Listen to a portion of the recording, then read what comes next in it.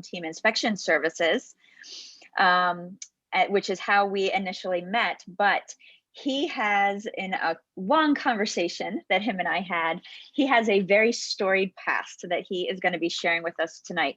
Now, just one of those really interesting stories. So Carl, he is a retired special agent with the Treasury Department, and he was a key player in the not so long ago history of Northern Virginia of the DC sniper. So he has graciously offered to host this talk to where he's going to give us a kind of an inside look and a lot more of those details of what happened during that time. Obviously, everything in life is hindsight is 2020, but just to really hear how, like, all the kind of the story behind the story that people didn't even realize until later, and how it wasn't just something that happened in the Northern Virginia area, though that was a massive part of it, but how that kind of also, and Carl's going to correct me if I'm wrong here, tied into stuff that was kind of happening nationally as well. So for those of you who are joining us on Zoom, welcome. I want to point out that this is a webinar, so no, it is fine that you cannot see yourself on the screen. That is how we have it set up. But what you can do is, if you have any questions for Carl throughout the talk, go ahead and put them into the chat feature, because Tracy and I are going to be monitoring that. And when we feel is needed, we can kind of jump in and have him answer those questions. But there is going to be a Q&A session after the fact, after he's done talking, to where we will open it up and anybody can ask questions. For those of you on Facebook, since we are hosting this on Zoom, and that is where it's super interactive, we are also monitoring Facebook, although there is a slight delay. So bear with us there, to where we will be looking at those to see if any questions come in via Facebook to get those answered. So to wrap it up, my name is Lynn Narousis, and this is Tracy Barrett. We are not only board members of Village Drive Village, which is hosting this. Village Drive Village is a nonprofit organization that helps seniors stay in their homes and active in their communities. But we are also realtors with Focus on Nova Real Estate in Northern Virginia. So we are super excited and happy to be able to host these Masters Mondays, where every Monday, the first Monday of every month, we bring you a speaker to talk about some intriguing history or stories about Northern Virginia. So always make sure to check those out. You can go on to focusonnova.com/events to see the schedule for upcoming Masters Mondays talks. You do have to register for them through Zoom if you want to be interactive and ask questions, or you can always catch them on our Facebook Live pages. So, Carl, thank you so much for joining us. I know a lot of people are very excited about this talk, because I think a lot of us lived through it and remember kind of those harrowing days of everybody being scared of white vans and going into a Home Depot. So Bobbing and weaving at the tank. Right, exactly. So so I will let you kind of take it away, Carl. Okay, let me go ahead and share my screen. I'm glad to be here. Let me share the screen so I can get to this. And I'm going to go ahead and start the slideshow here. One of the things that, we always talk about is when you look at this whole scenario after the fact, there were so many things that if we picked up on it a lot earlier, we probably could have saved a lot of lives. Unfortunately, with all the different law enforcement agencies involved with each of their own little pipes of intel information stuff, the task force was absolutely awesome. That was run by Chief Moose, but there were things that we didn't find out until after the fact. And that's some of the stuff that I'm going to talk about today. So I think I'll just introduce myself just a little bit. I'm a retired Air Force officer and fighter pilot. I also retired from U.S. Customs Service, which is a part of the Treasury Department, which became DHS in 2002, about the time the sniper thing was, right before the sniper thing started. So I was a law enforcement executive with DHS when I retired. Some of my cool jobs were I was a White House advisor for George Bush and Bill Clinton, and I was an associate director at DHS when it was created for Secretary Tom Ridge. In my recent life, I'm actually a home inspector now. I own that business since 2015, but I was a vice president of Cessna Aircraft, and I was a director of business development for the government for Augusta Westland Helicopter, which is now called Leonardo. My education, I have a BA in political science, a master's in management science, and I'm a graduate of the Federal Executive Institute. So we're going to talk about some little known facts about the snipers before they began their actual terror here in the DC area. We call that 3 weeks of terror, about 20 days. But there were a lot of things that were going on, and we didn't find out about them until during the investigation, during the process, and later even after the capture of the individuals, of what we could connect to some of those. I'll talk a little bit about law enforcement development tactics and some of the special teams that we worked with and created. And I will interject my personal involvement in the decisions made to create our DHS strike team. And I'm going to give you a little background about the DHS Air and Marine program. So, the crime spree. Actually, the crimes that started before the snipers arrived in DC. And this is a lot of information that we found out after the fact and through investigations over a period of time. The first killing of anybody was on February 16th of 2002. And if you notice that date, that's well before they started shooting people here in the DC area in September, October timeframe. But 21-year-old cashier Kenya Nicole Cook was shot and killed by Lee Malvo at the front door of her aunt's home in Tacoma, Washington. Cook's aunt, Isa Nichols, was a good friend of John Allen Muhammad's ex-wife Mildred and had talked her or convinced her into seeking a divorce from John Muhammad. And when Lee Malvo killed Kenya Nicole, he thought he was killing Isa Nichols. So that was the first crime that they committed. They killed a woman in Tacoma, Washington in February. In March of 2002, Jerry Taylor, 60 years old, was killed by a single shot in the chest fired from long range as he practiced chip shots at a Tucson, Arizona golf course. Muhammad's sister lived near the golf course, and he was visiting her at the time of the shooting.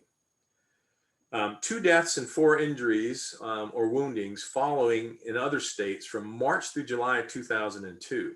None were ever officially tied to Muhammad or Malvo, but were suspected. And when they were questioned, they denied any wrongdoings. But in August of 2002, John Gaeta, who was 51 years old, was changing a flat tire that was slashed by Malvo in a parking lot in Hammond, Louisiana, and then shot him in the neck. And the bullet exited through his back, and he pretended to be dead. Malvo stole his wallet, and Gaeta got up and ran to a service station and discovered that he was bleeding, went to a hospital, and was released about an hour later. So you go from Tacoma, Washington in February to Tucson, Arizona in March, and then down to Louisiana in August. And the story after the fact is John Muhammad was actually trying to track his ex-wife down. He had heard that she had moved to New Orleans, and that's why they went down that way. So then in September, Paul LaRufa, a 55-year-old pizzeria owner, was shot 6 times at close range while locking up his Italian restaurant in Clinton, Maryland. LaRufa survived the shooting, and his laptop computer was found in John Muhammad's car when they were arrested. So this was just a killing that was at first in September of 2002 in the DC area, that they dismissed it or didn't understand that it was actually connected to them until they found the laptop that belonged to Mr. LaRufa. And then on September 21st at 12:15, 41-year-old Million A. Waldermeierian was fatally shot in the head and back with a .22 caliber pistol in Atlanta, Georgia. So what happened was Muhammad came down to New Orleans. They told him his wife had gone back up to the DC area. So they came up here and were looking around for her. Then he heard that she was back down in New Orleans. So he went back down toward New Orleans. And during the process, they had to kill and rob people to come up with some money to eat and put gas in their car and everything else. So that's basically what happens. 19 hours later on the same day, Claudine Parker, a 52-year-old liquor store clerk in Montgomery, Alabama, was shot in the chest and killed during a robbery. Her co-worker, 24-year-old Kelly Adams, was also critically wounded and shot through the neck, but survived.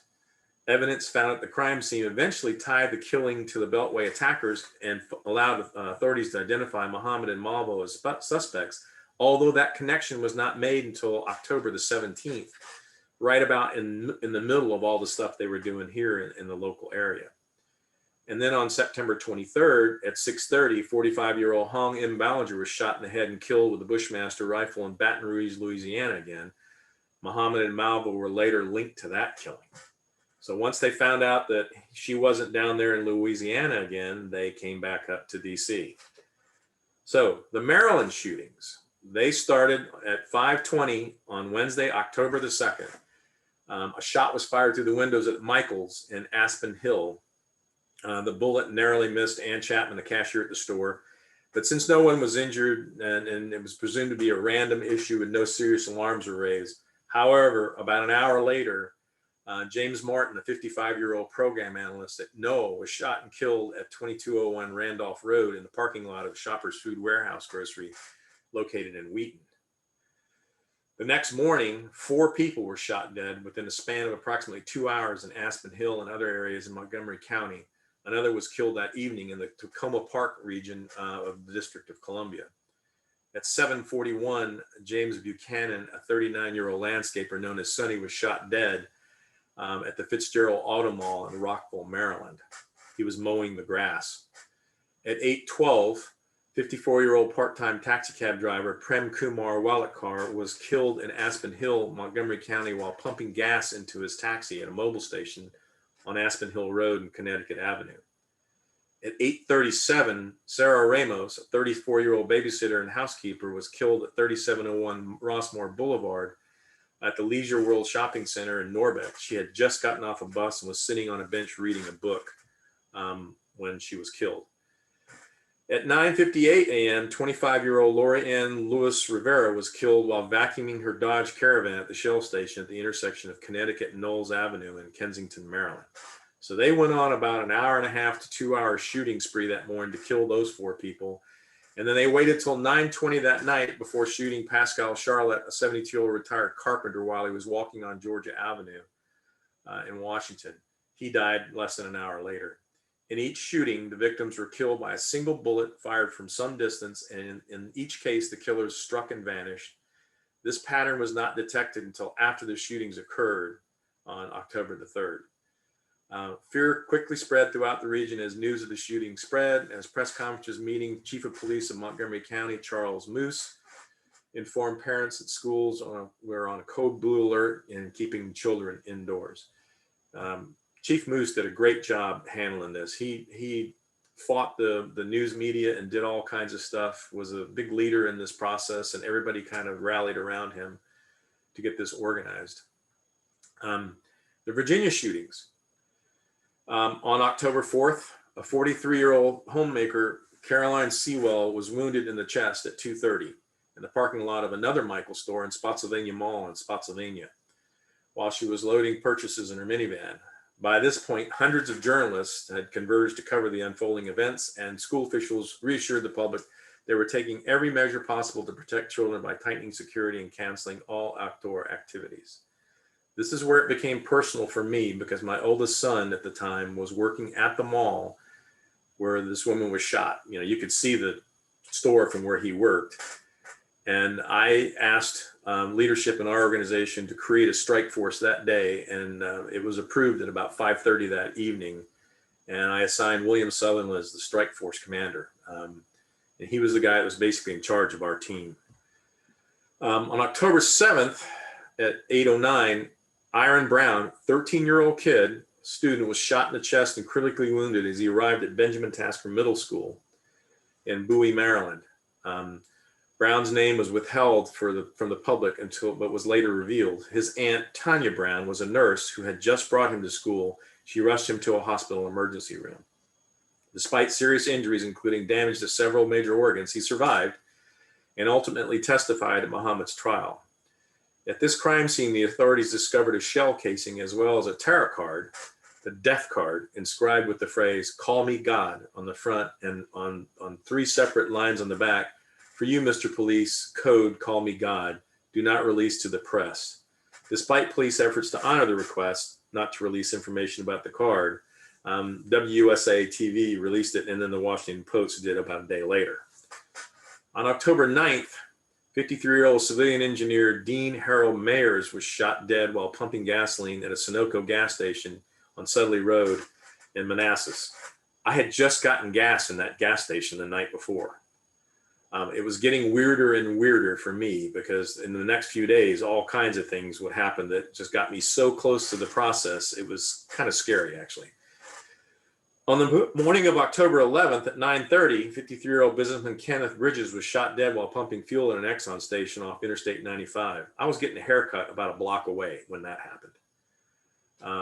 So, I mean, these guys were killing people right where I was, right where I was the night before. It was starting to get really weird.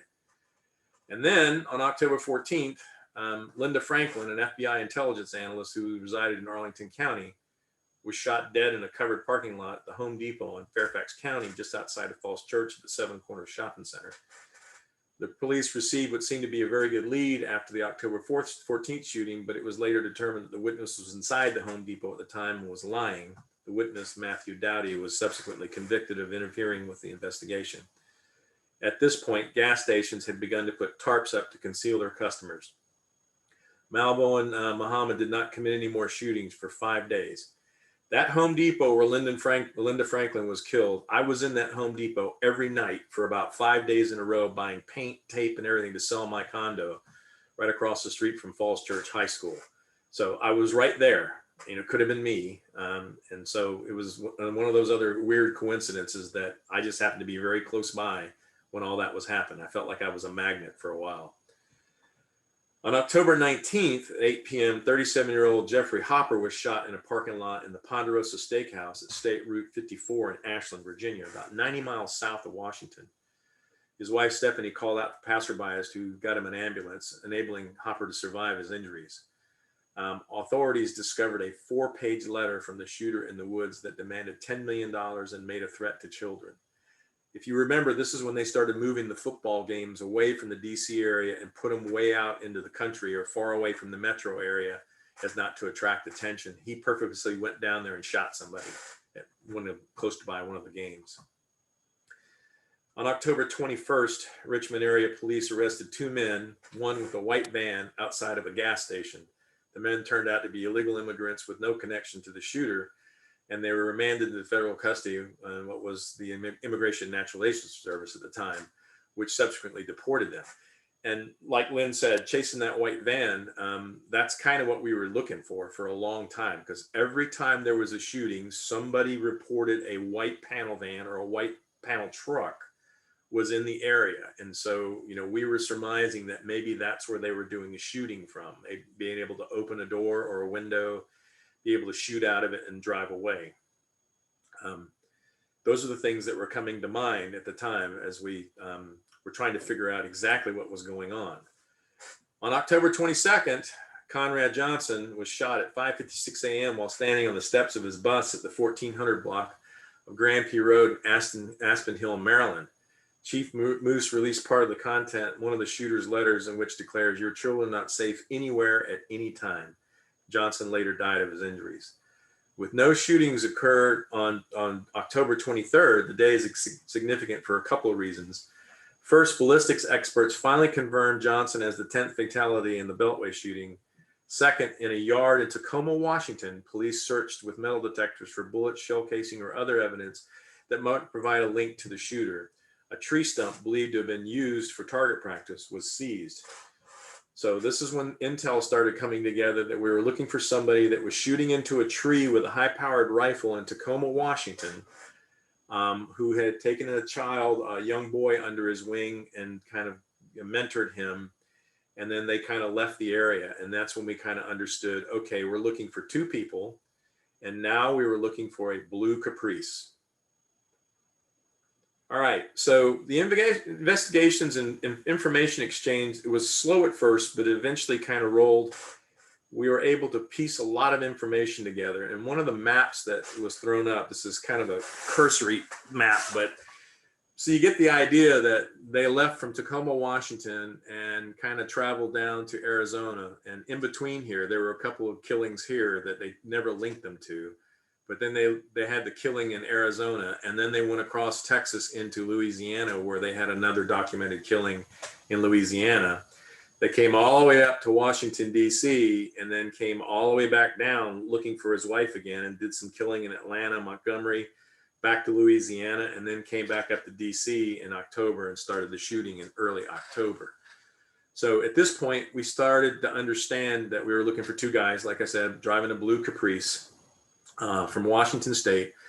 John Muhammad, the name actually came out, and Lee Boyd Malvo was his accomplice. We got identification pictures and whatnot at that point, and it was getting pretty late in the game, but all this was starting to come together around the 23rd or the 24th of October. So the chronology up to the point where they were actually captured is basically this. From February 16th, 2002 was the first shooting, all the way to October 24th. They were actually captured by the Maryland State Police, the Montgomery County Police, the FBI Hostage Rescue Team, and the CBP Air and Marine units were on scene as well. A driver in a car, once the information got out on the 23rd, the night of the 24th, third, and the morning of the 24th, that they were looking for a blue Caprice. And at first they thought it was Washington plates, but apparently, and this was never really clarified, there were New Jersey plates on the car. They may have been stolen. We're not exactly sure how that transpired, but a truck driver pulled up behind, we're in the parking lot on 270 and the rest stop, and noticed this blue Caprice, and he dialed 911, and the blue lights went off and everybody took off. The state police blocked the entrances to both of the actual rest area. The HRT team from the FBI came in. We flew our tactical team in, and we were all on scene when everything went down on the night of the 24th, when they were actually captured and arrested. They were both sleeping in the car. So we know that Muhammad and Malvo killed 17 people and wounded 10 others. That was what we understood.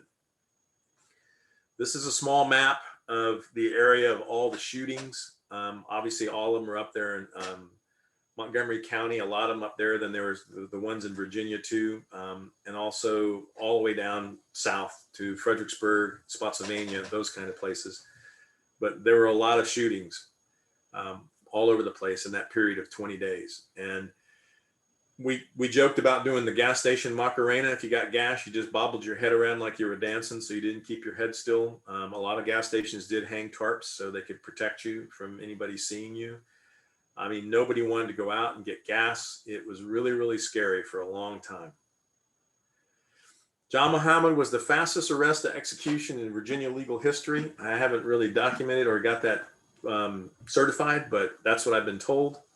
His trial was swift and his appeals denied based on the threats to children and community with the letters, the tarot cards, and the 4-page letter where he threatened to kill children, and none of them were safe. Lee Boyd Malvo's 3-time life sentences was commuted not too long ago to 2 by a federal judge, making him eligible for parole in 2024. Lee Boyd Malvo was married while in prison, and with conjugal visits is now a father of a near 2-year-old child. And these are some arrest pictures of the night of the incident, also pictures of the vehicle, how they were able to shoot out of the car. Right over the license plate, this bottom left picture here, they had a hole cut out where they could stick the barrel of the rifle through and actually shoot while laying down. This picture up here kind of depicts how they did that. They had the seat where you could move it out, the rear seat. And then all the stuff and material in the back, including the laptop and other items of evidence that were actually connected to some of the other shootings. And the car was actually used in 11 of the 14 shootings in that position where they were able to shoot out of the back of the car so nobody could see them holding a rifle out into the plain view and plain sight. Because of this effort, the film and television industry listed a whole bunch of shows for a long period of time after this, from 2003 on up to like just recently.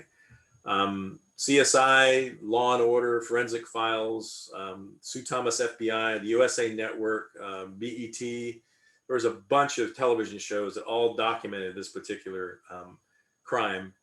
The Sniper's Trail, the Sniper, that's 23 Days of Fear, all these things in the area. And it goes on and on. And in 2009, Mildred Muhammad actually appeared on CNN's Larry King Live, and she actually talked about her husband and the relationship and everything just before Muhammad got executed.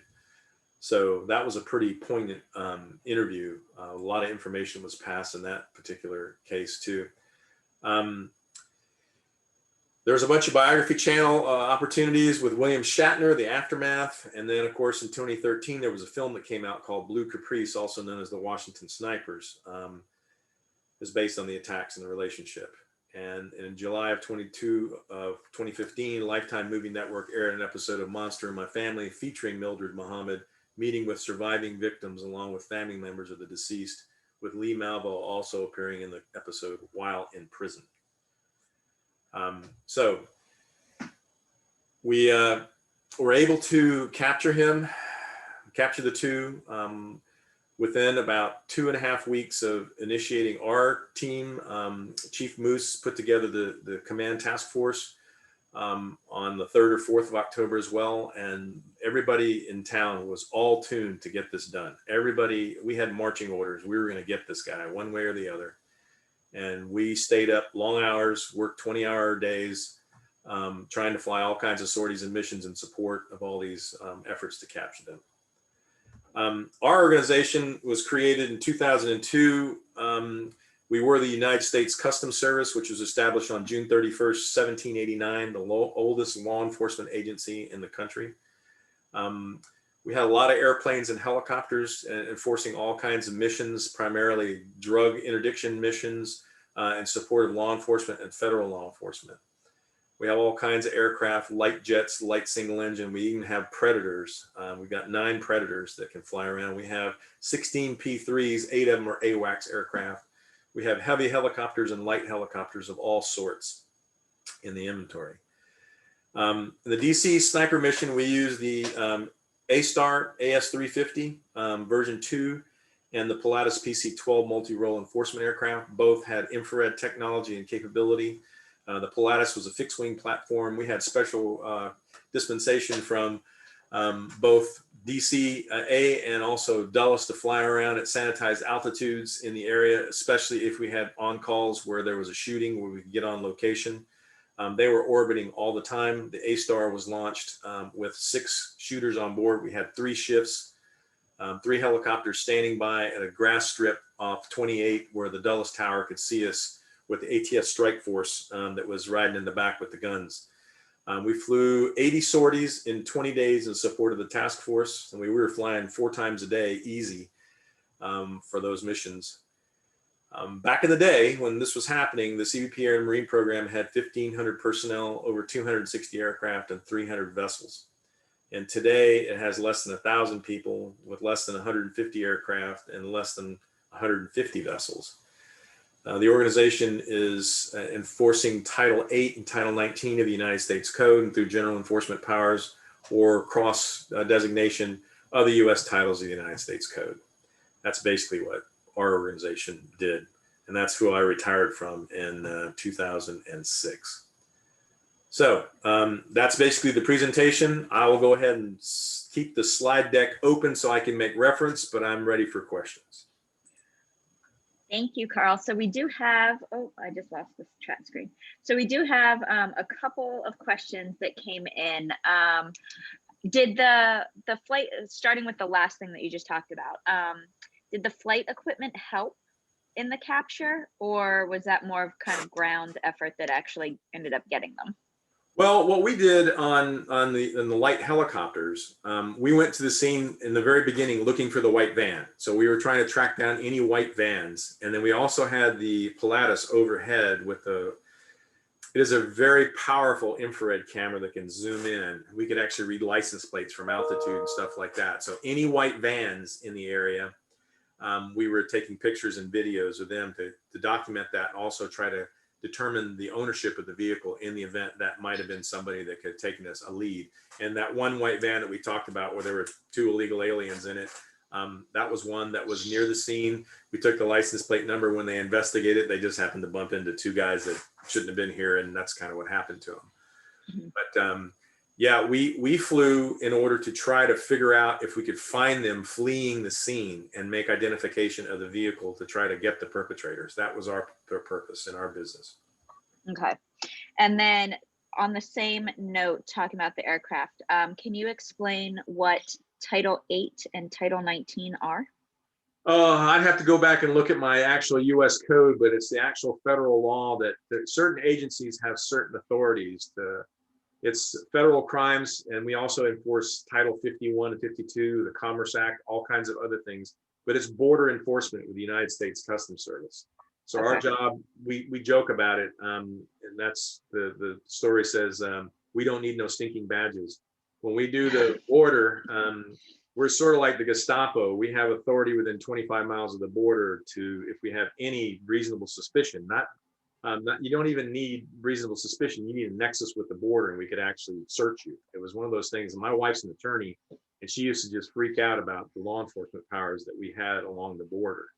But we basically did in border law and enforce border law. Everything else in the interior is Title 18. That's run by the DEA.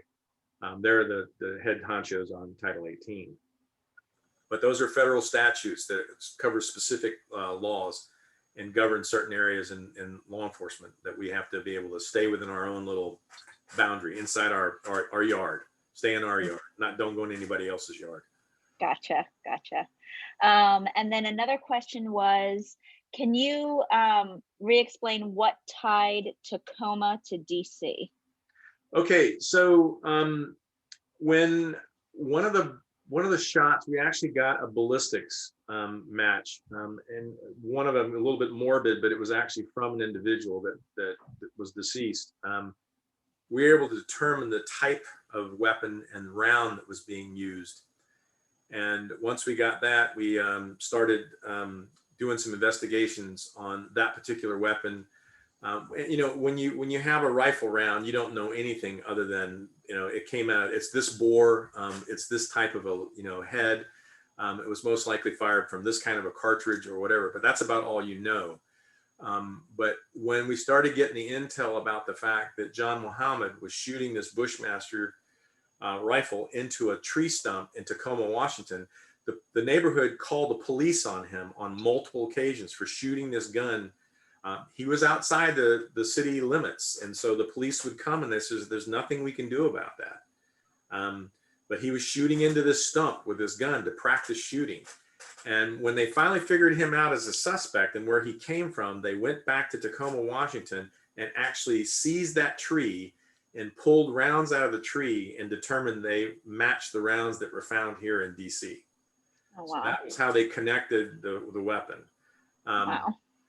Yeah, and so then it was just one more step, it was just one more thing that said, these are the guys we're looking for right here. It's just one more thing that happened in that process. So. Yeah. And then the last question that's in the chat, and then Tracy has turned on mics if other people want to ask. But the question is, did anything change long-term in law enforcement or investigations, like for instance, communication or coordination, as a direct result of this investigation? I would like to say yes, but when I was at the White House back in the early 90s, one of the things that I worked on was the President's Drug Science and Technology Committee.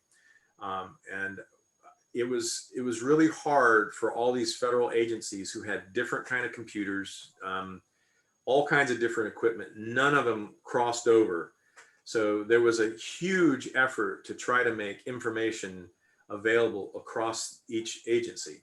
And then of course, there was a lot of politics involved, where some law enforcement agencies kept everything very close to their breast. They did not want to let any information go to anybody else because it may, do something or inhibit or cause problems for their investigation process, especially if they let it out to anybody and then people just started delving into what they were doing. And then also basically uncovered the sources. And that was another thing that people were worried about, where the source of the information came from. So they had to be able to protect their sources when they did that. But all the years, all 20 years in law enforcement, I never saw an improvement in most respects, other than maybe radio communications, or you could do real-time communications when you're involved with a multi-agency effort, those kinds of things. But to share intelligence information across organizational channels, I never saw a real improvement there, personally. So it was unfortunate, but that's, you know, and that's kind of what happens when you have the Department of Justice and the Department of Treasury, two different law enforcement entities doing two different things. There are different reasons for each of them to hold that information and maintain that information, or how they got to the information is all different too. So there was a lot of reasons to keep that to themselves. And unfortunately, I don't think that will ever change, even Right. with task forces. So. Yep. So speaking of communication, can you specifically, I would imagine with this case, but I'm sure other cases that you've been involved with, can you kind of get into the mindset of when you have information, trying to decide what you put out to the public, because you know that that would not only maybe help find the person, like especially when you put out the type of car that, you know, attracted people to be looking for that, but also in this type of scenario, I mean, they were just going around shooting random people. So how to keep the public safe, but what's kind of that internal communications that you have within the departments of how much you put out versus how much you keep close to the chest for the investigation? Well, you know, as you know, in a lot of organizations like our organization, most of the leadership is appointed. So they are not people that came through the ranks like me, that started at the bottom of the organization, moved my way up to the top of the food chain and did that job for 20 years. These people came off the street, you know, whatever they did in their other life, their connection with the current administration, they were appointed as the leadership to our group. I had to go in there and convince leadership that we needed to do this. I talked to my one boss, who was an appointed boss, and he asked me, why should we do this? And I said, we are the largest law enforcement air force in the world. This is the kind of stuff that we do every day. You know, I said, just nod your head like this, and I'll take care of this and make sure it happens, okay? And the funny thing is, when the capture came and all the, you know, congratulations and successes came, guess who got to go shake hands with the president? The guy that didn't want to do the job to begin with, but he was an appointee. So it was one of those things where you can be doing this job for 20 years and know everything about the job and try to explain it very simply to somebody, but they just, for whatever reason, don't want to go down that path. And it's very frustrating in the law enforcement community. There were a lot of things that we did. We were very, very secretive about how we pulled everything off. At the time, we were getting ripped apart in early 2002. 22 different agencies that had chunks of it just torn out and slammed into this thing called DHS. Okay. We lost our badges. We didn't have badges. We didn't have identities. We didn't have all kinds of things. It was really, really a weird time for everyone. And for all of us to come together, ATF was pulled out of Treasury at that point and put into the Justice Department. And ATF was a longtime Treasury agency. And we teamed with them as Treasury brethren, and they were the guys that rode in the back of our helicopter with the guns. We had basically the ATF SWAT team in the back of our helicopter, but they went over to Justice not too long after that, when all the dust cleared. So there were a lot of things that were going on that, I mean, no matter what we did or how we did it, the organization and the law enforcement community is being ripped apart. That was just a really unfortunate time for all that to be happening in the middle of this crisis. But like I said, Chief Moose was basically put in charge of that. And he kind of ran everything with an iron fist. And everybody respected him. And he had the right kind of ideas. And there were many times, like when they were told not to release this information, the media got it and put it out there on the streets. So Chief Moose was very upset with WUSA and the Washington Post when they released all that information about the tarot cards. So What organization plays your role now? Where did you guys ultimately end up in being absorbed into and renamed and Department of Homeland Security. Organized into is what I'm trying to say. Yeah, Department of Homeland Security. We're DHS. So we became, actually we were in ICE. We were in Investigations and Customs Enforcement for about 18 months because we supported the investigative side of the house. Most of us went to criminal investigator school and special agent school and were trained in that kind of realm. But the mission set, because we were also absorbing the Border Patrol, the higher ups decided, okay, Border Patrol and this part of Customs is going to become Customs and Border Protection, CBP. And that's where we ultimately resided from about the end of 2003, 2004, because our new badges came out with 2005 on the badge. And when I retired, I said, I don't want a badge that says 2005 on it.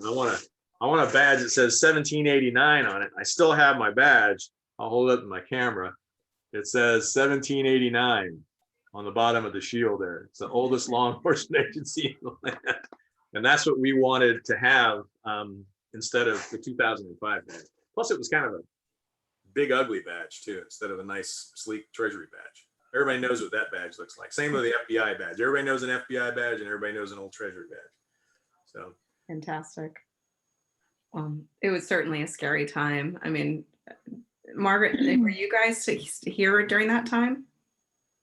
Yes, we were. And it was, as you said, extremely scary. It was really, really scary. Yeah, I mean, it was just unreal. Yeah, I was telling someone the story. I remember, so I was in media when all this was happening. And I remember, I think I was telling you this story the other day, Tracy. Yeah. It was a production night. So it was like 2:00 in the morning when we were finished, and I was out in Leesburg, and it was right where it was in the height of it's the white vans. And I remember leaving work and I was like completely empty in gas, and I was living in Fairfax, but working in Leesburg, 2:00 in the morning.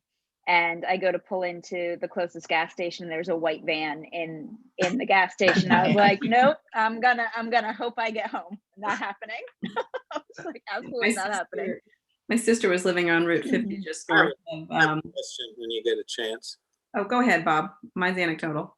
Yeah, I was with NBC News National, and I followed this thing really carefully, and I knew about the white van, and everybody was scared to death of white vans.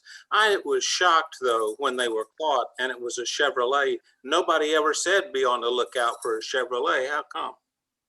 Well, that didn't happen until the night of the 23rd, actually, when we made the connection, when we finally figured out that the guys that we thought we were looking for are the guys we were looking for. And that was John Muhammad and Lee Boyd Malvo. And they were driving a blue Caprice, and we thought it had Washington plates on it. And we were basically telling people to be on the lookout for a dusty blue Caprice with Washington plates.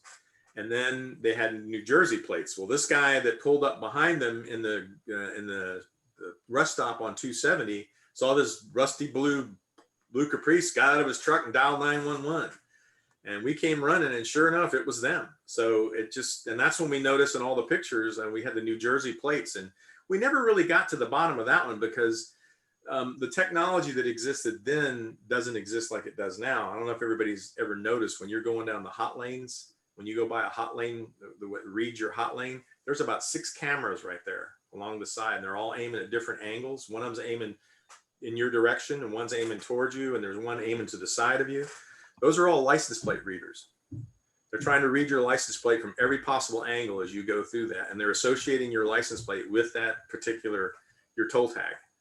So they can actually go through this database now and see whether or not bad guys are driving down the interstate by looking, tell the database, look for this license plate number, and it can say, yep, it came through here, it came through here, it came through here, and it drove this way. There's all kinds of technology out there that's available now that wasn't available then.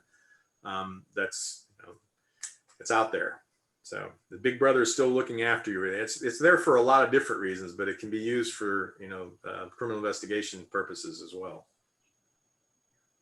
Another question just came into the chat that I don't know if you'll know the answer, but it was asked, if he gets paroled in 2024, does he have another sentence he'll need to serve, or is he Nope. just done? He's done, but I personally don't think he'll get paroled. If he does, somebody will kill him, probably. I mean, he pulled the trigger on at least 7 of the, 17 people. And he actually wrote like I said in the discussion on the slide deck, he actually wrote an apology letter to the guy shot down in Hammond, Louisiana, after the fact. But I mean, he was 17 years old, but still, he killed a bunch of people. He, with malice and forethought, pulled the trigger and shot people and killed them. And he shot him in the back of the head with a 22, shot him in the back with a 22. In my mind, at 17, when you do something like that, you're an adult and you should be, punished accordingly. But a judge just ruled that 3 life consecutive terms for a 17-year-old's not the right way to go. So they removed one of them, which makes him eligible. If he gets paroled, they're going to have to put him in some kind of protection program, my guess. I mean, but the thing that, really gets to me is he's married and he has a 2-year-old kid now. He gets to live his life and just keep going in prison. And while he killed all these people. So it's kind of a scary thought, but. Right. Was there, when you guys, when they were caught, in the car, was there anything that had any like evidence of future plans for where they were going or anything like that? I don't recall that they had anything like that. I mean, the way some of the information that we got secondhand, of course, we weren't part of the interrogation process, but John Muhammad basically had the idea and the plan, and Lee Boyd just nodded his head and did what he was told to do. And when they needed money, they went and robbed somebody, and that's kind of how they survived that whole time. They were robbing people and stealing things and paying for gas and food and everything else. And then when they wanted to kill somebody, they would kill somebody. And they were very indiscriminate. When you talk about killing a 70-year-old guy and a 13-year-old kid, I mean, it was one of those things, but there was no information that gave us any clues of what they intended to do. And when we caught them, they had plenty of rounds. So they could have killed more people if they wanted to. So, and then we found all the evidence in there that linked them to other crimes back down in Louisiana and other places that we were kind of sort of thinking they were involved with, because the MO fit all the way around. And then we got that confirmed by some of the evidence we discovered in the car. So. Unreal. It was terrifying. What I was going to say earlier is that my sister was at the Target across the street from the Bailey's Crossroads Home Depot that night, and she lived closer into Arlington down 50, and she could not get home that evening because it was ugly. Shut down. I lived right down 50, right across from the Falls Church High School, and I was like, what in the world is going on tonight? And but like I said, I was down there buying paint and tape and getting my condo ready to sell there. And I was in that Home Depot every night. I carried a gun with me every day. And on that one, it didn't even cross my mind that it was them. I just thought, hey, something happened and she got shot. And then we found out, she was sniped, and I was like, oh my God, I was right there again. I mean, I was in the Sunoco in Manassas. I was getting my hair cut about a block away. And then, I was like, man, this is just getting too weird for me. This guy's after me. I mean, I could have been a victim very easily because I was so close to places where they struck. So, yeah. So we did the gas station Macarena. When you got your gas, you just moved your head around like that and made sure you didn't stay still so you could get somebody to draw a bead on you and shoot you. So. I know. It was terrifying. And I don't think there since has really been anything like that since. I left DC in 2004, and I went down and ran the Jacksonville field office before I retired. I worked there for 2 years in Jacksonville. And once I got to Jacksonville, I was, taking some orientation flights, just flying around, kind of figuring out where everything was. And my chief pilot said, hey, this is where we caught the sniper. there was actually a sniping on the 295 circle in Jacksonville years ago, where this guy was killing people driving down the highway. I think there were 7 or 8 people that were killed in that one too. Wow. But I mean, it wasn't at the same time, but it was still the same kind of thing. It was the same kind of terror that was there. And he was telling me he'd been there most of his career and said, man, we were on that every day trying to figure out where this guy was and where he was shooting from. And they ended up catching him too. So, unbelievable. Yeah. Well, what drives people to do those kinds of things? I mean, the whole impetus was he was very upset with his wife. And to start off by killing the woman who suggested they get divorced, and he put Lee Boyd Malvo in that seat, and he shot the wrong person. Right. Thinking he was shooting the right woman when it wasn't. And then they went all the way down to New Orleans trying to find her, went all the way up to DC, and then came all the way back down looking for her again, went back up to DC. I mean, he was dead set on finding her and killing her or doing something to her. Right. So, and the rest of the killings were just target practice, not to be. He was very tight-lipped in the trial. Didn't say a whole lot, and you just had to surmise. Now, Malvo was a little bit more open-ended about a few things, but he just basically said, he told me to do this, told me to do that, and so you kind of understood what this guy was doing. But he basically said, shoot somebody over here, or shoot somebody there, or whatever, and he just did what he was told. So, yeah. Oh, goodness. All right. Does anybody else have any other questions for Carl? All right. I'll let you talk, Trace. I'm going to pop over to Facebook and see if there's any in there. No, I've been watching. Lag. Okay. Okay. All right. All right. Well, then, so we're actually close to time anyway. So, Carl, thank you so much. Very welcome. While it's reliving a history that we've all lived and probably want to forget, it was a very intriguing conversation. And I mean, to know the scope of, honestly, that entire, it was nationwide, of what they did was crazy. And then just to be able to hear a little bit about how the behind the scenes works. I mean, you watch it in like movies, or you catch it on TV shows, or, in this area, you hear it some, from like people who work in those, those different branches or offices or whatever you want to call them. You hear like some of the stories, but I tell you, intriguing we got our marching orders every day, and the standard mission, the stuff that we were basically doing on a day-to-day basis. I was a director of operations. I ran the Air and Marine program, all the airplanes and all the offices, gave them their mission. But I was so wrapped up with this. That's why I had to have Bill Sutherland actually run that team, because I had to do my other job at the same time. But every time I went downstairs to talk to the leadership, they were like, where are we? What are we doing? What do we got? What's new? What are we doing here to get this done? It was very, very intense. I mean, they were just beating us about the head and shoulders every day about making sure we were out there. And that's why we flew so many sorties. And we launched every time there was a shooting, every time there was a reported shooting or anything that was weird or squirrely, we took off. We went out there and we responded. We chased down a lot of white vans. I mean, right. That was, it was good intel at first. And then, when we finally started piecing all this stuff together, then it turns into a blue Chevy Caprice. We're like, well, we were so far away from that, it wasn't even, it could have been right under our nose and we would have never seen it or noticed it probably. So. Right. That's right. fun to do.